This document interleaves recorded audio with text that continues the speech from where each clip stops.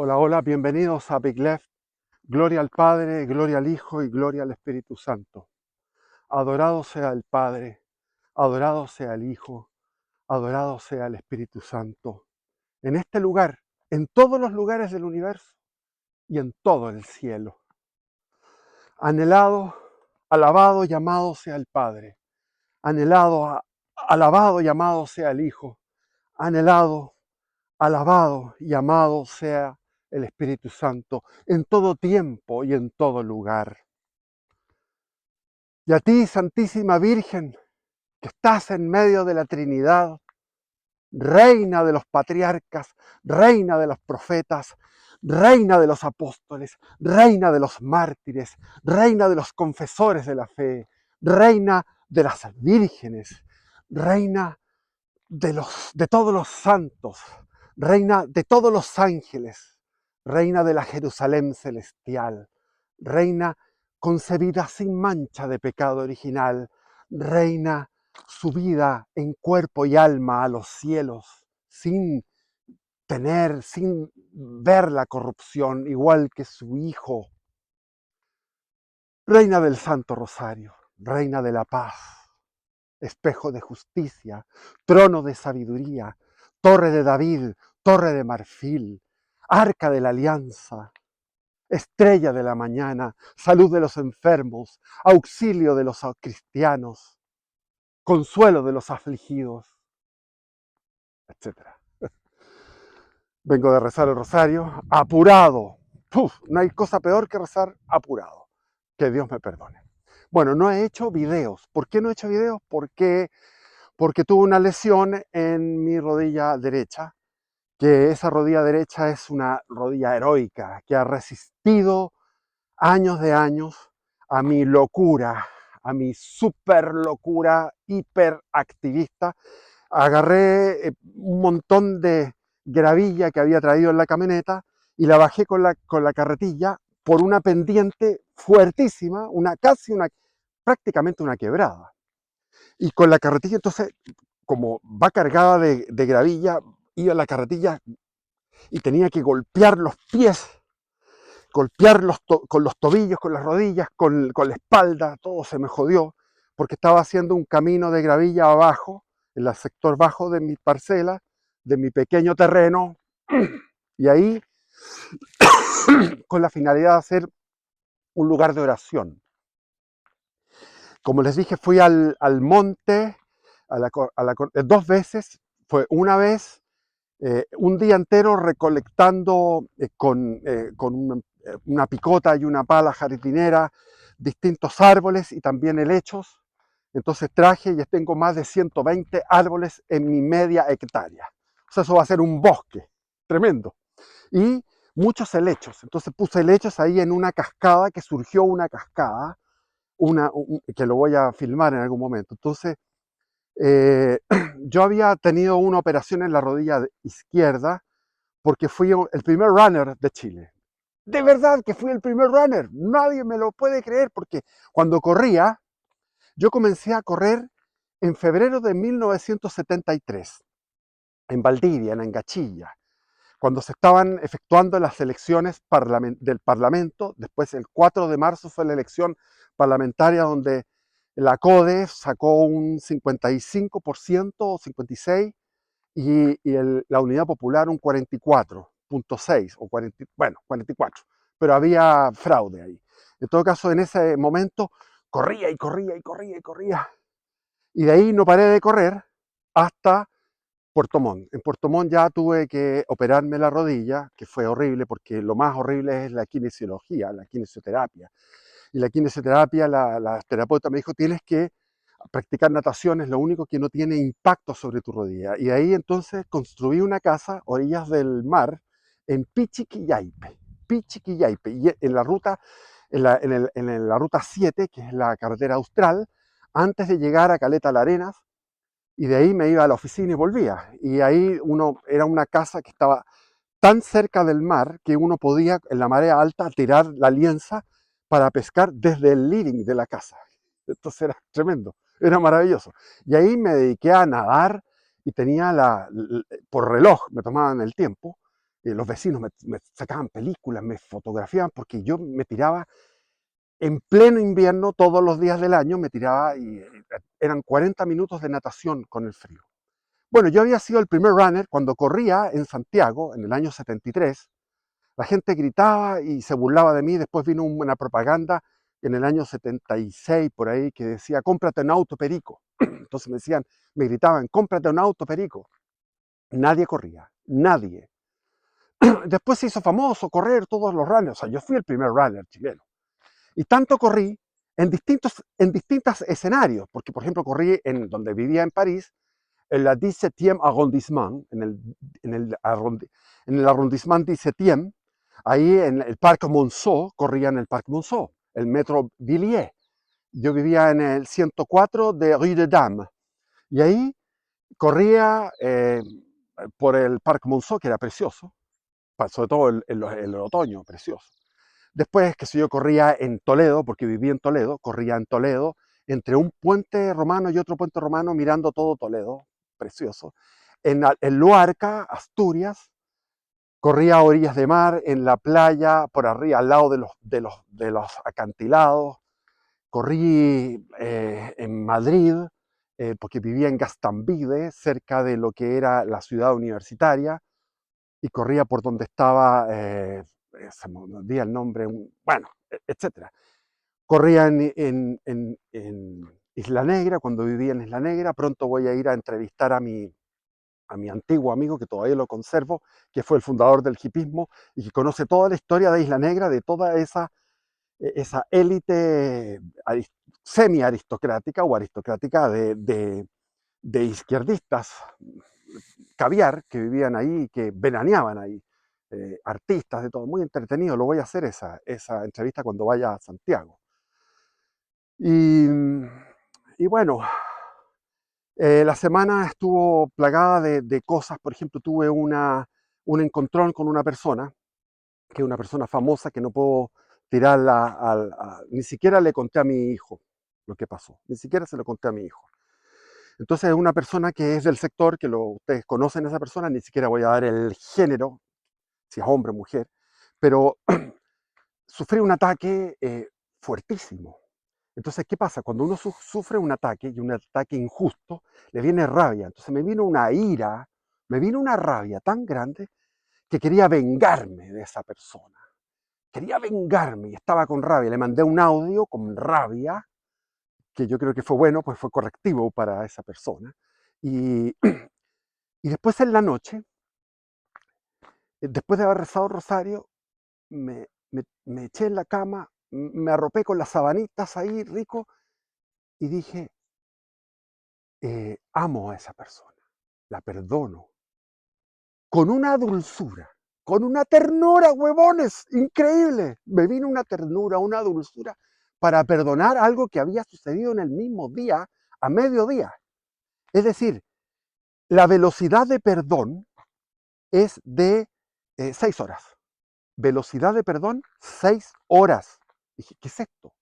Bueno, es que cuando era niño yo pedía a Dios, le pedía a Dios cosas materiales, y después el curita me dijo, no, tú no puedes pedirle cosas materiales porque a veces Él ve lo que te conviene. Y lo que te conviene de repente no es material, es espiritual. Entonces después en mi época, cuando estuve 100% dedicado al Señor, todo el día, 24/7, le pedía dones espirituales, el don del perdón. Y he tenido en mi vida una serie de circunstancias, siempre todos hemos tenido circunstancias en que uno no quiere perdonar. Todos hemos vivido eso. Y en esa época me costó, por ejemplo, cuando conté en el video sobre mi hermano, después conté sobre estos tiburones del Opus Dei, y con estos tiburones había este tipo Muñoz, que lo encontré horrible, ya lo estaba odiando, que era uno de los dueños, uno de los jefes de la empresa donde yo trabajaba, y que quería ir a dispararle un balazo. Bueno, me demoré como unas 3 semanas imaginando su rostro en la oración, lo ponía ahí como una foto en mi mente y trataba de perdonarlo, de amarlo, y finalmente lo perdoné y lo amé. Me demoré 3 semanas, pero ahora la velocidad es así, al del rayo. O sea, en 6 horas estaba con la dulzura del perdón, que es una gracia magnífica. Yo no estoy Esto no es para farsantear, ni jactarme, ni ser un presumido. No, esto es la gracia divina. ¡Qué belleza! Eso es una maravilla, poder perdonar con tanta facilidad y con tanta dulzura. ¡Qué cosa más linda! Dormí fascinado, fascinado. Y a propósito de los tiempos, antiguamente mi jubilación, que ya le he dicho que es poca, se me iba en 2 semanas, después en una semana. Esta vez se me fue la jubilación en horas, en 6 horas, también en 6 horas, porque entre comprar los mandados, entre pagar la patente de mi camioneta, pagar impuestos, que estoy pagando impuestos, yo jubilado tengo que pagar impuestos, pagué impuestos, eh, etcétera, etcétera, etcétera, etcétera. Impresionante cómo se me fue en un día, no, en horas, se me fue todo el sueldo. Llené la camioneta con diésel, compré leña, astillas, que había que tener astillas porque cuando uno pica no quedan bien unas astillas buenas eh, para que haya buena calefacción, etcétera, etcétera. O sea, la lista es larga, pero como les digo, tenía que ir a tal parte, a tal negocio, a tal otro, a hacer tal trámite, tal otro. Después había que pagar el celular también, el DirecTV, etcétera. Y ahora estoy con un pago nuevo, que es el Starlink, porque me ayudaron a comprar, o sea, fue una donación la antena, pero tengo que pagar 47.000 pesos de Starlink. Y bueno, los que quieran ayudarme, compren el libro, que son buenos, no lo hagan por caridad, háganlo porque van a disfrutar del libro. Hay un lanzamiento de mi segundo libro, Conversión y Apostasía, que se va a hacer el día 7 de septiembre en el Metro del Golf. Mi hijo ahí tiene que ver Seba Left, preventa sebaleft@gmail.com. Ahí ustedes en el canal de mi hijo está toda la información para los que quieran tener la preventa de mi libro o los que quieran ir a la presentación, al lanzamiento del libro donde voy a ser entrevistado y yo creo que va a estar bueno. Después he estado participé en un directo en un canal bueno que se llama Matices, no todo es blanco y negro. Matices, no todo blanco y negro, de René Navarro, que es un autor, es escritor, es muy serio, muy dedicado el hombre, y tiene un libro que se llama Hispano-Catolicidad. Y estoy leyendo ese libro, Hispano-Catolicidad, porque es en realidad lo que está moviéndose en la atmósfera. Ahí le dije yo en ese directo, si ustedes pueden ir a verme ahí en el directo, que es muy bueno, es un buen directo. Yo no es que yo me estaba preparando, así voy a hacer un buen directo, no, sencillamente fluyó. Eso depende de la persona y las preguntas y el feeling y ¿cómo se llama eso? La confianza, no, eh, bueno, a propósito, se me olvidan las palabras. Fíjate que yo estoy de repente, no sé nombrar palabras, por ejemplo, un hacha, una escoba, hay palabras que los voy a buscar y me demoro en encontrar. Impresionante. Ahora tiré al hombrecito a buscar el cerebro y, y no sé por qué sucede eso. Espero que no sea un síntoma de Alzheimer. Y hablando de hispano-catolicidad, es un libro que lo estoy leyendo, me lo mandó por correo, lo fui a buscar ese mismo día de tanta agitación del pago de los jubilados. Yo me acordaba de eso cuando tenía mi negocio en Santa Juana. Llegaba el día del pago del jubilado y yo tenía lo ideal era tener el medio quintal de harina al precio de costo, o sea, no ganaba nada, precio de costo al quintal de harina, al medio quintal de harina para los viejitos. Y ese era el enganche. Entonces me acuerdo que costaba 1.449 pesos el medio quintal de harina. Y los viejitos iban a comprar por ese enganche y yo les vendía todas las demás cosas, porque tenía pollo, tenía el pago de los viejitos, se pagaban una vez y ahí quedaban todo el mes sin más pago. Compraban legumbres, arroz, aceite, todas esas cosas. Así que me estoy pareciendo a los viejitos que atendía en, en Santa Juana, en mi negocio de Santa Juana. Y, y la hispanocatolicidad es un buen invento esa palabra, hispanocatolicidad. Me puse esto aquí porque en realidad yo estoy vibrando con la bandera del aspa de Borgoña, que estéticamente no me gustaba, pero como el corazón está enamorado con esa idea, con esa novedad, porque es un despertar, parece una moda, pero más que una moda es un despertar de la conciencia de todos estos países que fuimos engañados durante 200 años con un discurso masónico, liberal masónico, donde se valoraba la independencia como algo positivo. De ahí viene la famosa celebración del 18 de septiembre, que yo lo odiaba y lo amaba. Tuve 18 de septiembre que fueron muy bien gozados, fueron muy, muy gozados. Y terminaba borracho y vi rodeos muchas veces, estuve en fondas bailando cueca, bailando y disfrutando fondas en aquellos tiempos, cuando todo era mejor. Porque ahora hasta los tomates, la carne, la leche, eh, las papas, todo es como raro, como que ha cambiado el gusto de todo. Eh, perdón, he nombrado cosas que no son así, perdón, la papa no, sino que generalmente la fruta está cambiadísima. La naranja no es la de antigua, la pera no es la antigua, el plátano no es el antiguo, la palta no es la antigua, el tomate no es el antiguo. Eso es. Han cambiado y se ha deteriorado el sabor y el aftertaste, o sea, lo que te deja a ti como sensación en las vísceras. Todo tiempo pasado fue mejor, sin duda.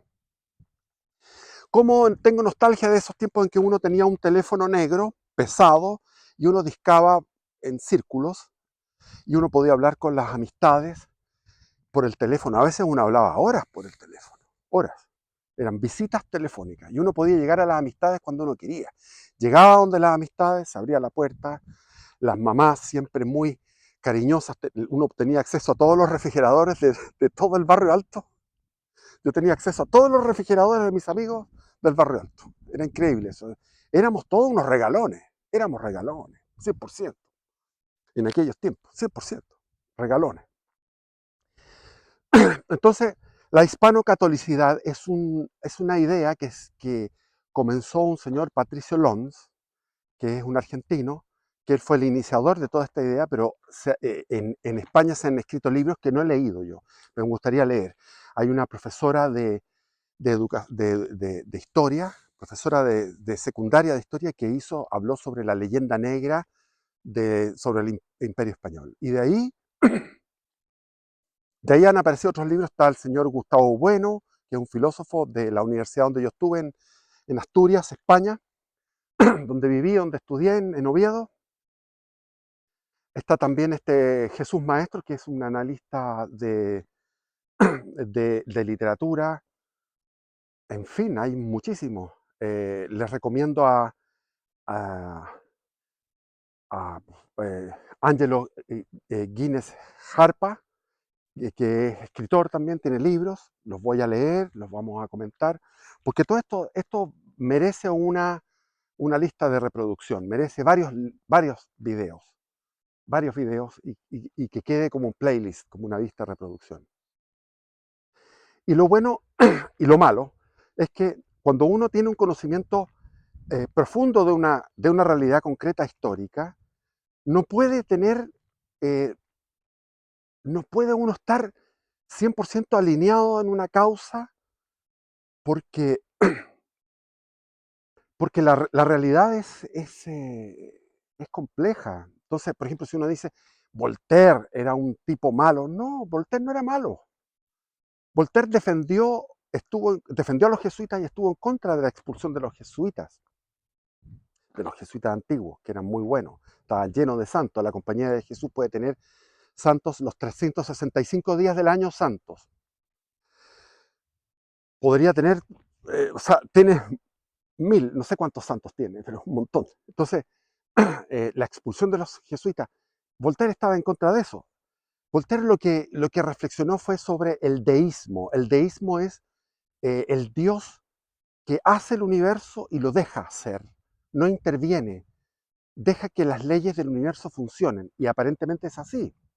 Entonces, él después del terremoto y maremoto de 1755 en Lisboa, que fue una catástrofe, y que Europa no conocía esas catástrofes, no como nosotros los chilenos, que teníamos terremotos.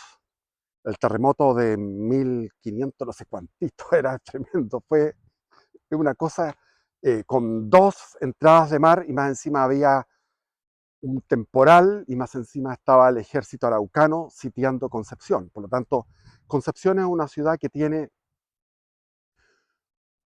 una, una fortaleza de soportar estas cosas. En cambio, en Europa no, pues en Europa llegaban los tipos y se sorprendieron con ese maremoto y terremoto de Lisboa de 1755, y entonces él dijo, no puede ser, Dios no es bueno, Dios no interviene, deja que las cosas sucedan. Entonces él creó esta idea del gran arquitecto, de este Dios que va nadando y deja una estela que es el universo o los universos con sus leyes y todo, y no pesca. Está metido en sí mismo y no pesca, no colabora. Es muy distinto del Dios cristiano, que no va nadando así dejando una estela, sino que él va nadando como de espalda, y toda esa estela, todas esas burbujas que está generando, que son los mundos, los universos, él los está participando, está acogiendo, es otro Dios, es el teísmo, Dios que participa. En cambio, este es el deísmo, un Dios que deja las cosas, como el Dios de Spinoza, que es un panenteísmo. O sea, el Dios de Spinoza es un panteísmo, pero no es un panteísmo donde todo es Dios, sino que todo es Dios, pero Dios está independiente también. Bueno, hay distintas ideas.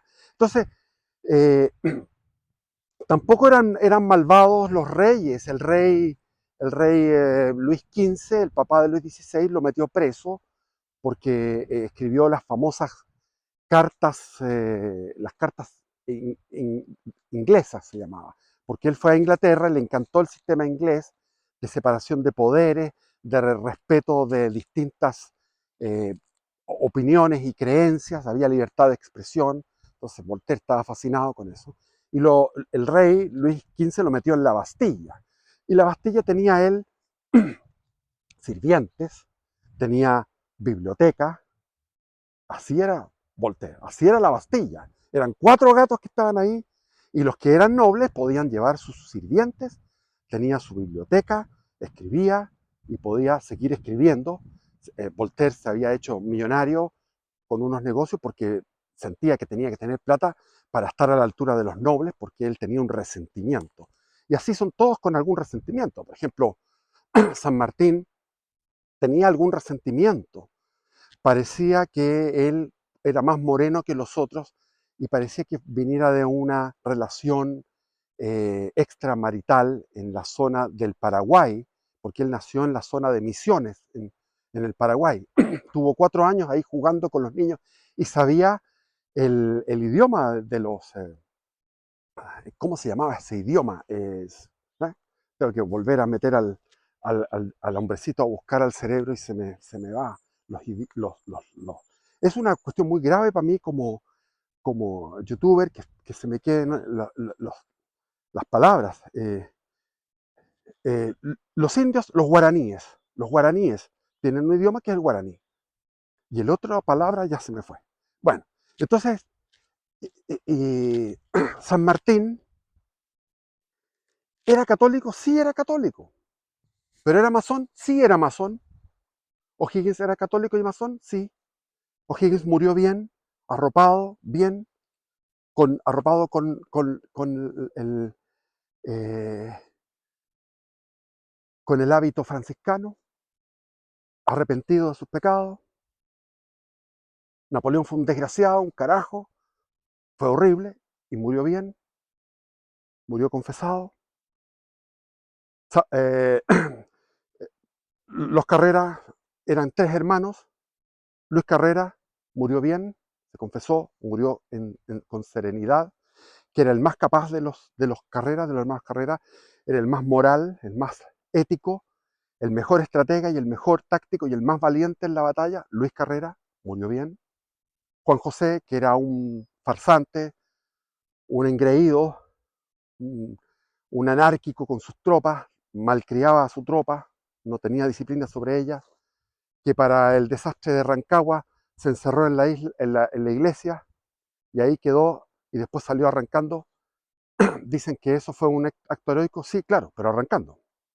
Pero durante los 2 días de pelea, de batalla cruenta, el 1 de octubre y el 2 de octubre, no se le vio, estaba escondido en la iglesia. Y murió gritando, soy inocente, murió mal. Y José Miguel Carrera también es una cosa extraña porque era valiente, tenía una valentía selectiva, era valiente para escapar de un barco en el Río de la Plata, nadar, llegar a un bote, escapar, pasar el Río de la Plata en un bote al frente, desde atravesar todo el Río de la Plata. Tenía cosas muy valientes y sin embargo era muy cobarde y por otro lado murió negándose a los sacramentos. Juan José escupió el crucifijo. Juan José fue sacrílego. Entonces tenemos que uno piensa, los sacerdotes estaban por la revolución, estaban por la independencia, por el separatismo. Sí. ¿Cuántos eran? Imposible saberlo. Habría que hacer una encuesta, volver al pasado y ir a encuestar a los distintos prelados. Había muchísimos clero en aquellos tiempos. Había mucho clero. Entonces, algunos opinan de que la mitad del clero, sobre todo el clero santiaguino, era partidario de la revolución, era partidario de las ideas de los jacobinos, de las ideas liberales. La mitad. Otros opinan, como yo, que era un 30%. Y estaban los frailes franciscanos del Colegio de Chillán, que eran extraordinariamente rectos, extraordinariamente eh, plegados y fanáticos de la causa del rey como una causa religiosa, y acusaban a los otros de ser apóstatas, de ser traidores a la religión, porque la religión católica, apostólica, romana, era monárquica y apoyaba la monarquía.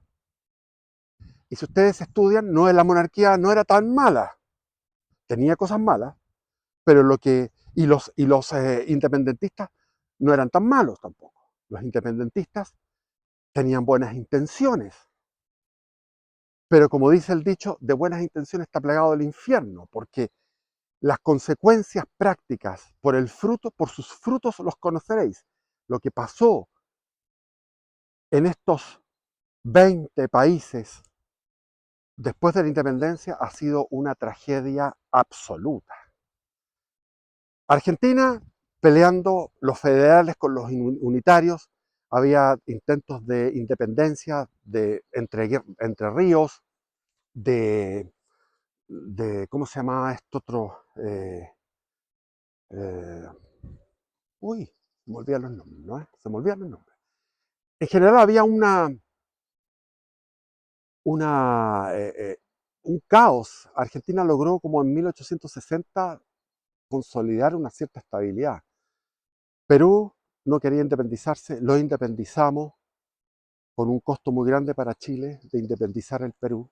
O sea, el costo fue prácticamente solamente de Chile. Lo que aportó a Argentina no fue casi nada, fueron unas 4 chauchas porque Pueyrredón estaba con problemas internos, ya había venido la anarquía, y San Martín con O'Higgins gobernando como ministro, como director supremo, exprimió el país hasta sacarle la última gota de recursos para mandar la expedición libertadora, y Perú fue un desastre. El virreinato del Perú, que había sido Lima, sobre todo Lima, había sido la estrella de todas las posesiones españolas de todo Sudamérica. Habían dos estrellas, que era México, que era la estrella que guiaba todo lo que era la zona de la Norteamérica y del Caribe, era México. La Habana era Lima. Lima era nuestra madre nutricia, nos daba, nos alimentó. Chile existió gracias a esta madre nodriza que era el Perú, el virreinato del Perú, que era esta, esta, este seno, esta teta, esta ubre que nos daba la leche. Y le daba la leche a todo, porque ahí estaba, y ese glorioso virreinato del Perú se jodió con la independencia. Colombia, siglo XIX. Leí yo la historia de Colombia en el siglo XIX.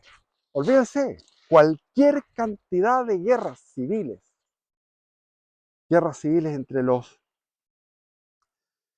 conservadores y liberales. Y de ahí viene el Macondo, el libro de 100 años de soledad de García Márquez. Es decir, ese Macondo, esa realidad del, del realismo mágico, del realismo extraño, esa cosa como una pesadilla, se dio en Colombia. Venezuela ni nombrarlo. No, pasémonos de largo con Venezuela.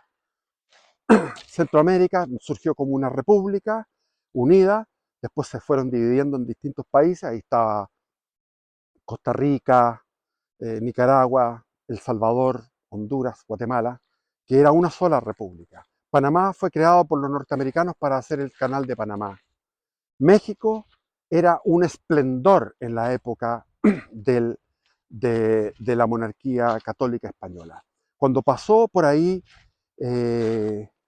Humboldt, que era un investigador, un tipo científico, un naturalista, expresó que los campesinos mexicanos tenían 5 veces más ingresos reales, no nominales, reales, eran 5 veces más prósperos que el campesino alemán. Y eso se basaba él en, viendo lo que tenía cada uno. O sea, el campesino alemán no tenía, tenía por ejemplo, un caballo, por decir un ejemplo. El campesino mexicano tenía 5 caballos. Era, era un recuento objetivo, y no solamente alemán, sino que comparó con las clases medias con las clases medias de, de Europa. Las clases medias de estos países, en México, eran de un nivel, teníamos, en todo el imperio teníamos 98 días feriados, y eran todos religiosos, y eran festividades que se hacían como carnavales, eran verdaderamente carnavales, eran festividades religiosas alegres. Y uno cuando vuelve a España, cuando va a España, cuando viví en España, yo viví 3 años allá, me encantaban todas esas. Teníamos una fiesta en un río como este, en Luarca, que se llamaba la fiesta de San Timoteo, en el verano, en agosto.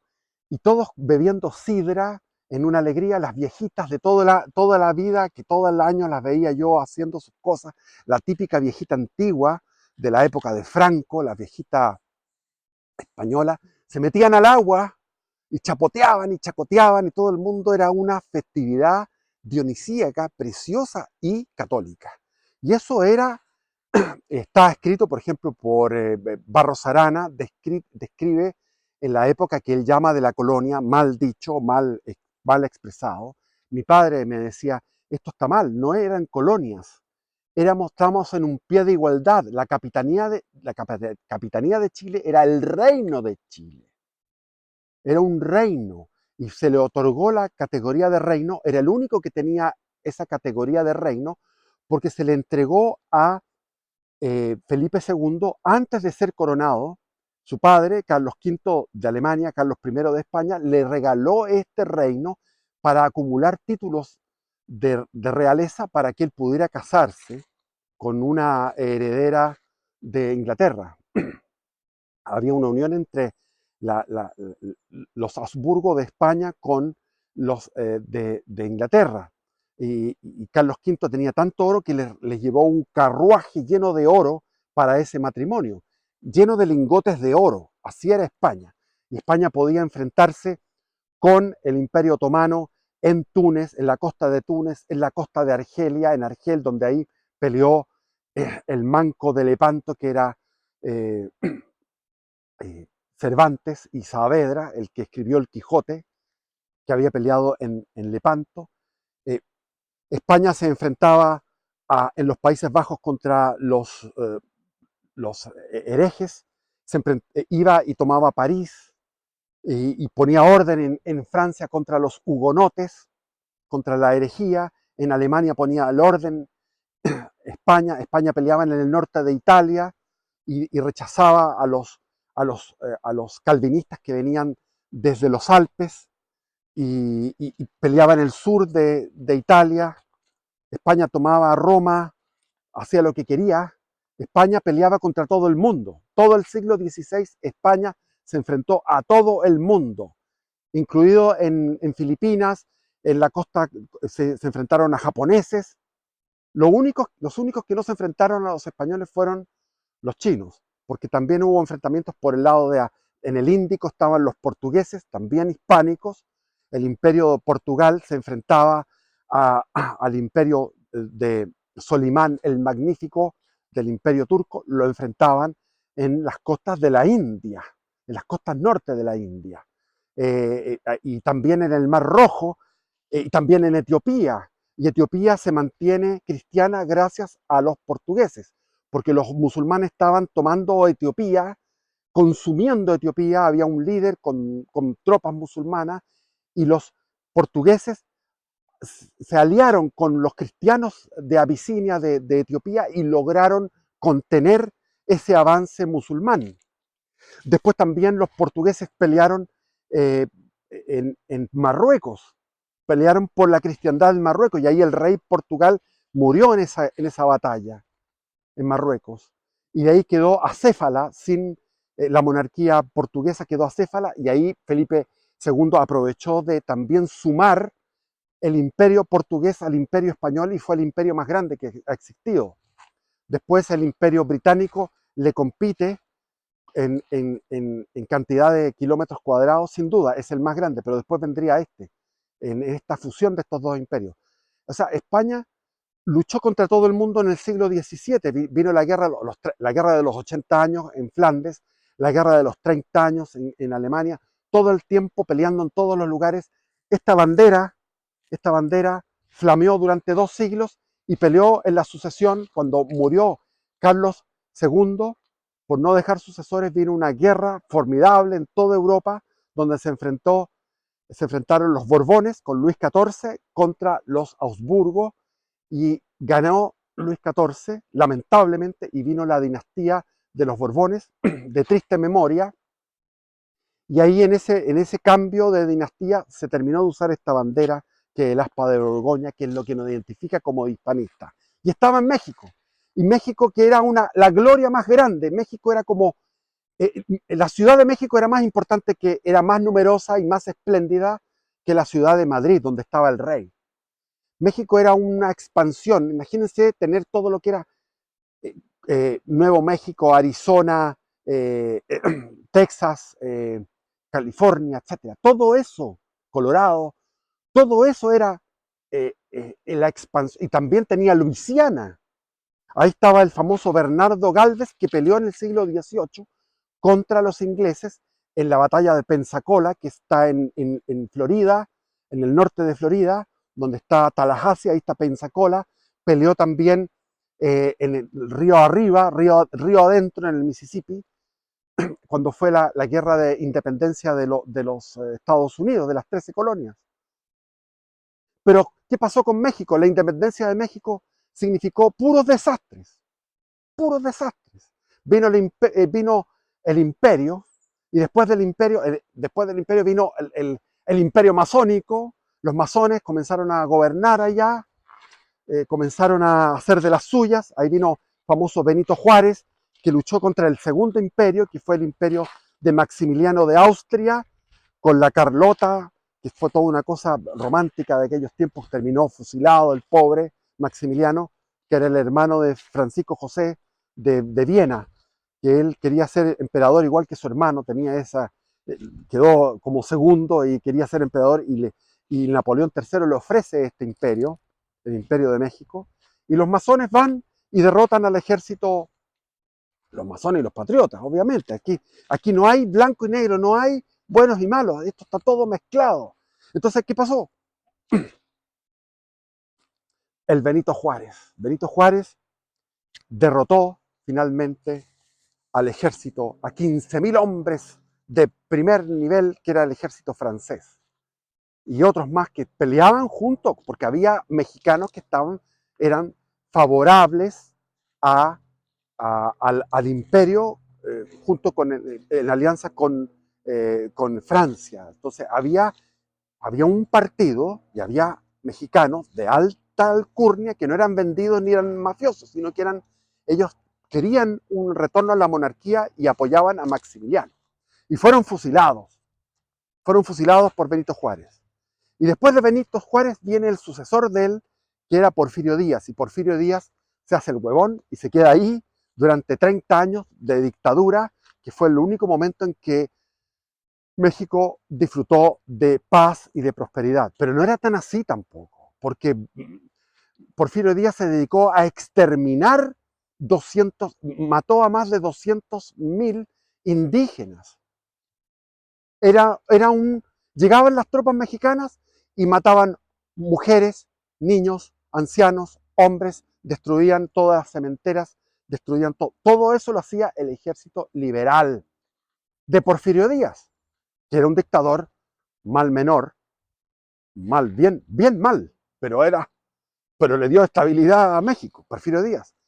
Y finalmente en 1910 viene Madero, viene toda esta tradición republicana.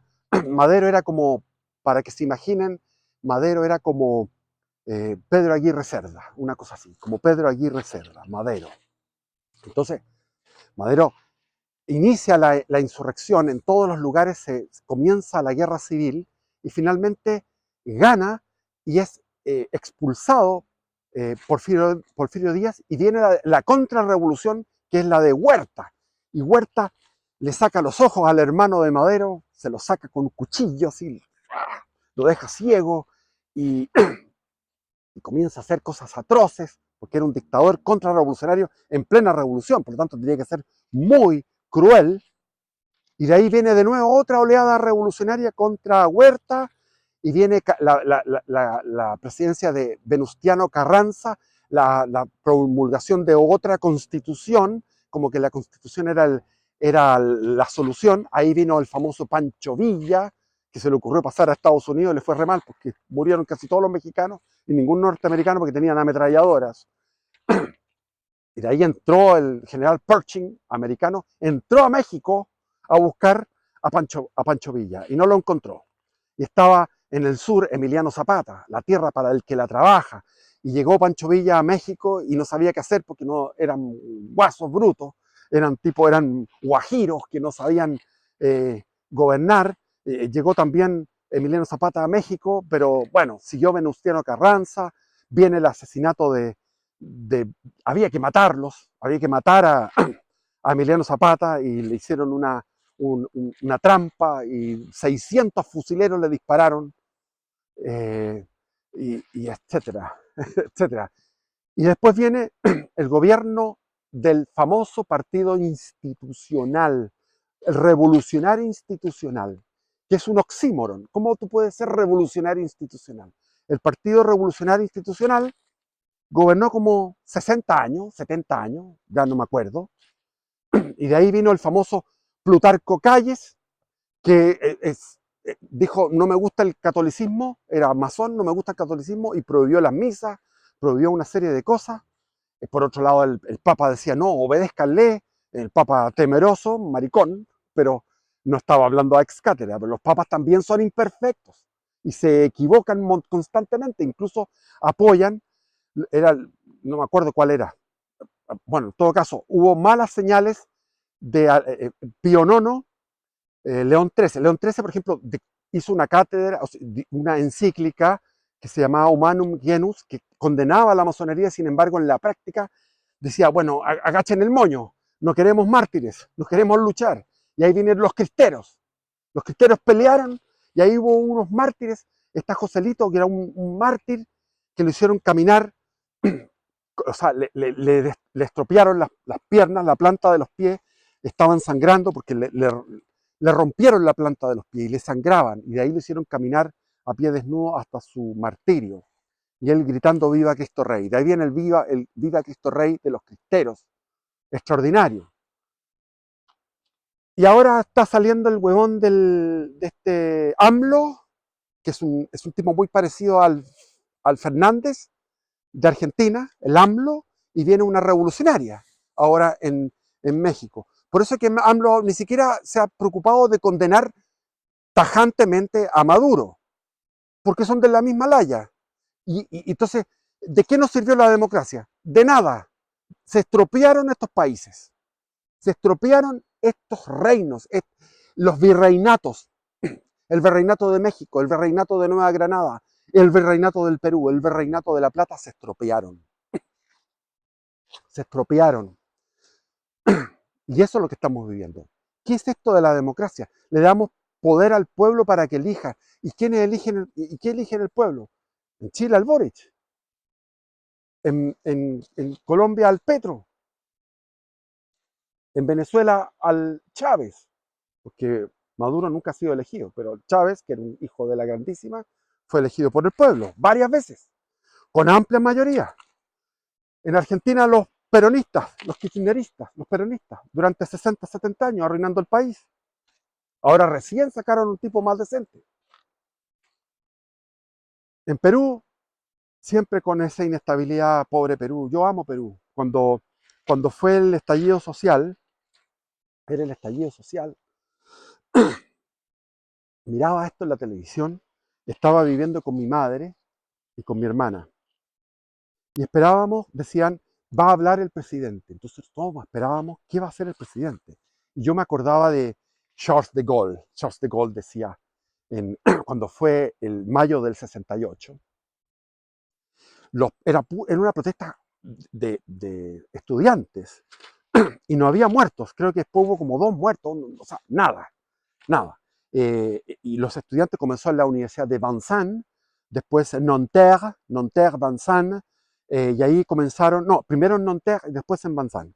En general ahí todos los arrondissements de París se sublevaron los estudiantes, y ahí Charles de Gaulle habló por televisión y dijo, il y a des groupuscules, hay unos grupúsculos, y vamos a ejercer el peso de la ley sobre estos grupúsculos. Y no dio su brazo a torcer. Y los estudiantes se tuvieron todo el mes de mayo y finalmente dijeron, tenemos que aliarnos obreros y estudiantes. Adelante, adelante, obreros y estudiantes. Entonces fueron los estudiantes universitarios a las fábricas. Y el Partido Comunista, que dominaba las fábricas, dijo, no, nuestros intereses son intereses sindicales. Queremos mejorar nuestros sueldos. Estamos hablando de la década del 60, donde había una prosperidad tremenda. Había un boom económico. Entonces todo lo que planteaba Mayo del 68 era el post-marxismo, que es un marxismo espiritualista, llamémoslo así, por decir algo, intangible, es un marxismo, lo que vivimos ahora, el neomarxismo, que es un marxismo cultural. ¿Ya? Entonces fueron a hablar con los obreros, y los obreros les cerraron las puertas y se acabó, se apagó la revolución. Entonces estábamos con mi hermana, con mi mamá, viendo la televisión, y iba a aparecer Piñera, y Piñera llegaba y dijo, después estábamos todos así, esperando que iba a decir Piñera, vamos a subir el aumento de esto, o sea, era pura plata, ofreciendo plata. Se dije, pero esto es tirarle benzina, tirarle petróleo a la hoguera. Es tirarle a un cocodrilo, tirarle un pollo. Él va a querer otro pollo y otro más. Entonces estaba tan que yo me enojé y le dije a mi madre, dije, yo me voy a hacer peruano, mierda. Me voy para Perú. Me voy para Perú, mierda. ¿Qué concha tu madre? Enojado, indignado. indignado. No perdono a los chilenos. ¿Cómo pueden los chilenos estar en esto? ¿Cómo no salen en la calle? Y me fui a Perú.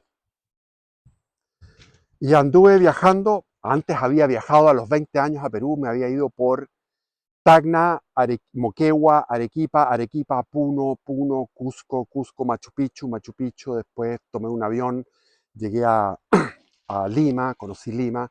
Tuve un amorío muy interesante, una historia de amor que es para un video completo, muy bonito, con una peruana de alto nivel, y de alto nivel estético e intelectual, y es de muy buen gusto, porque los peruanos de alto nivel son el después. Cuando yo escucho a Mario Vargas Llosa hablar, ese acento del español que habla el peruano oculto es exquisito.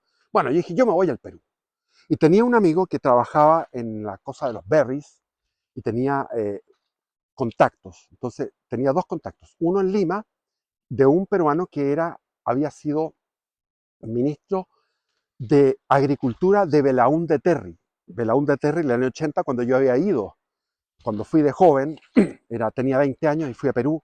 Y como les digo, tuve muchas experiencias eh, mágicas. Es para un video completo, mi viaje a los 20 años. Y ahora estaba volviendo al Perú con 60 años.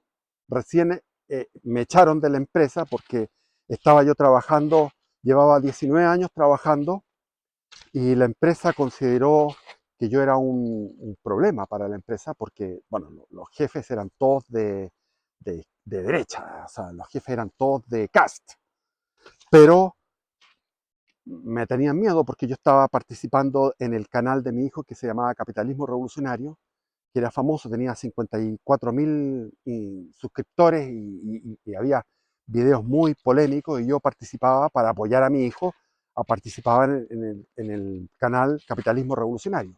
Todavía no tenía este canal. Esto es en pleno estallido. Entonces la directiva de la empresa consideró que era mejor echarme a mí, en circunstancias que había dos mujeres que eran activistas de izquierda y pasaban haciendo activismo de izquierda dentro de la empresa y claro, no las echaron porque estaban así, como se dice en Chile, estaban cagados de susto. Entonces yo estaba recién expulsado, tenía mi indemnización y me fui a Perú, pero sin gastar, me fui apretado. Llegué a Lima, hablé con este gallo y este gallo lo que quería era negocios, quería contactos, negocios. Como les digo, era un tipo, un potentado peruano, pero no quería, yo le dije, yo quiero trabajar en cualquier cosa, o sea, ¿qué tienes tú? No tengo ningún título, pero yo he trabajado en esto, en lo demás allá, le expliqué mi historial de currículum. Yo con 60 años, extranjero, con alguna recomendación de un chileno que lo conocía, porque por él había tenido el contacto, y meterme a mí en alguna de las empresas, nada. Después llegué a Trujillo, en Trujillo también no hubo posibilidad de encontrar trabajo. Y a todo esto tuve una infección estomacal espantosa, que casi me muero. Literalmente me estaba muriendo, con una infección estomacal fatal. De ahí dije yo, bueno, me voy dejo Perú, voy a probar suerte en Ecuador, porque Ecuador había sido la patria, la segunda patria de Pinochet, porque Ecuador, cuando yo estaba en Arica, trabajando de pescador artesanal con mi bote, quería irme a Ecuador. Entonces tenía dos alternativas, me voy a Ecuador o me voy a Puerto Aysén. Finalmente me fui a Puerto Aysén, donde nació mi primer hijo, tuve familia y todo. Pero estaba en Arica y decía o Puerto Aysén o Ecuador. Entonces tenía Ecuador en mi mente, no lo conocía, quería ir a Ecuador. Llegué a Cuenca, una ciudad espectacular, preciosa. Cuenca, realmente recomendable. Los alrededores, fui a ver unas ruinas incaicas. En Cuenca lo pasé muy bien y estuve ahí un par de semanas, relajado, disfrutando de ese lugar tan bello que está a 2.800 metros de altura. Es una ciudad muy recomendable, bella, con una luminosidad como es en el Ecuador, que es una luminosidad del sol muy alegre.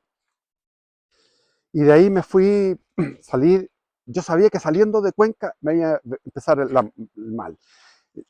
Tomé un bus, bueno, todo esto me viajaba en bus, y en bus siempre en los terminales se subían venezolanos, a cada rato venezolanos, estoy pasándolo mal, en aquellos tiempos, estamos hablando de 2019 finales, estamos pasándolo mal, que esto, que lo otro, después en todas partes mendigando, lleno de venezolanos, Perú lleno de venezolanos, Ecuador.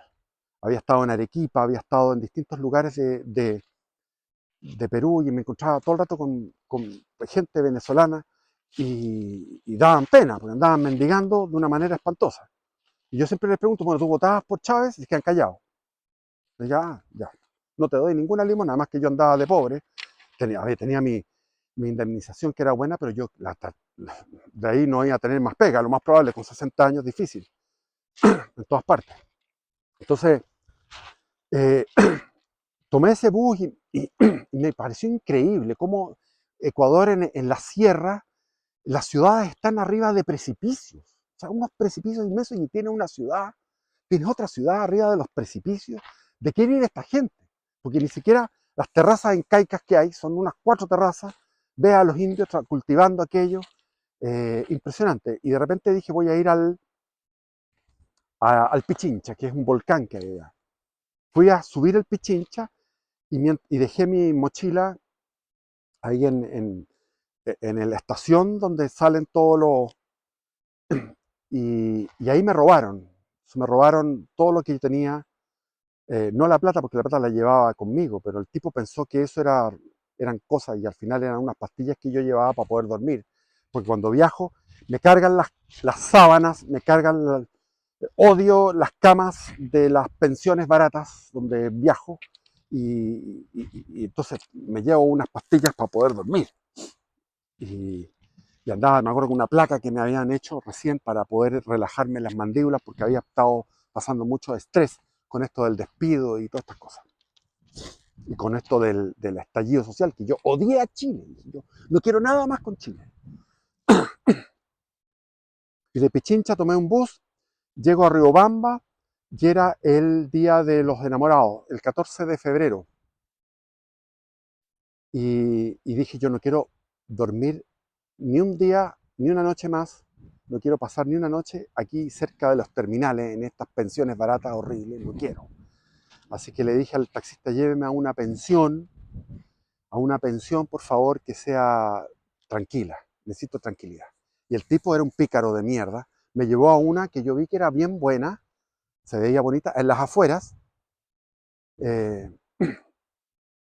y resulta que ahí llegó la noche, era el 14 de febrero, y empezaron a llegar parejas, porque era un motel, no un motel, era una pensión parejera. Entonces se llenó de parejas haciendo el amor, se llenó de parejas haciendo el amor, y yo estaba ahí sin mi pastilla para dormir, sin mi placa que me relajaba la mandíbula. eh, eh, Fui a las farmacias de turno en la noche, nadie me daba, porque había que tener una receta, etc. Y de ahí empecé sin estas pastillas, que me había acostumbrado a dormir con esas pastillas. Llegué a la parte del Amazonas, finalmente llegué a Quito. Quito me cargó por el simple detalle de los tubos de escape, que allá tienen una calidad del petróleo, del refinamiento del petróleo muy básica. Entonces eran puros hollines. Y tú vas por una calle importante de Quito y ves eh, puestos de comida callejera y pasan los autobuses y pasan los camiones tirando un hollín y toda esa comida se llena de hollín y se la comen con una naturalidad. Y tú no puedes recorrer la ciudad porque vas caminando, pasa un automóvil y tienes que respirar el hollín. O sea, era un infierno. Más encima llegaron gente a la pensión donde yo estaba, busqué un hotel mejor, un hotel como tres estrellas, que era lo mejor que había pagado para recuperarme de las penurias, y llegaron una delegación de jóvenes que venían de provincia a Quito a huevear, y ahí no podía dormir. Y venía un fin de semana largo de allá, y ese fin de semana largo, bueno, me fui a un lugar y ahí seguí pasando hambre y me vino otro, otra infección estomacal que me estaba muriendo de nuevo, pero muriendo literalmente, o sea, un sufrimiento de una infección estomacal tan grande en ese lugar que era un lugar de termas, lleno de gente porque era el fin de semana largo. O sea, venía huyendo de distintos lugares, huía, huía, huía, huía. Y finalmente llamo a mi hermana, le digo, mira, ¿sabes qué más? Cómprame un pasaje de vuelta en avión desde Quito a Santiago. Yo ya no puedo andar más en buses, porque los buses te ponen una película, te ponen otra película, te ponen otra película, otra película, otra película, puras películas de mierda, de balazos, satánicas, espantosas, oscuras, diabólicas de verdad, películas que le gustan a la gente, películas diabólicas.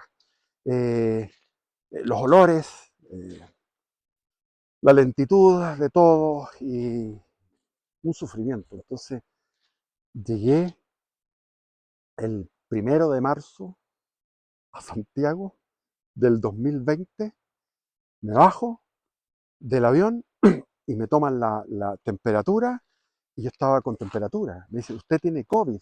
¿Qué es eso? No se ha informado. A ver, me empecé a informar y estaba empezando la pandemia. La felicidad de llegar a Chile. Los buses cómodos, agradables. O sea, en el fondo yo estaba, cuando fui a Perú, cuando fui a Ecuador, estaba regresando al Chile de los 70, a ese Chile más chabacano. Eh, Aunque el chileno sigue siendo chabacano, andan con buenos autos, ha habido una prosperidad. La prosperidad fue comenzó en 1985 y se paró en 1915. O sea, 85, 95, 2005, 2015. Fueron 30 años de prosperidad, hasta el segundo gobierno de la Bachelet. Hasta ahí se sentó la prosperidad. Y estamos viviendo de eso. Y los inmigrantes han venido por eso. Bueno, he hablado mucho. Wow, ya me dicen 1 hora. Perdona. Bendiciones, viva Cristo Rey.